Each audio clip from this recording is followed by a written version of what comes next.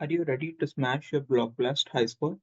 This new glitch for 2025 makes it super simple to level up fast. Firstly, let's understand the glitch. This trick manipulates game mechanics to give you extended time and bonus points. Use it carefully as frequent abuse might flag your account. How to set up. Ensure your game is updated to the latest version. Open the app and start a new game.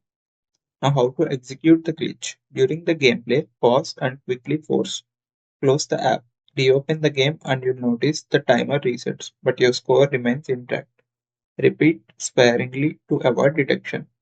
Combine this glitch with power-ups for even better results. With this method, hitting extreme high scores has never been easier. Let me know in the comments how did it end for you. Make sure you follow the terms and conditions provided by the Block Blast and make sure you do not violate any of them. Play this responsibly and this is for fun purposes only.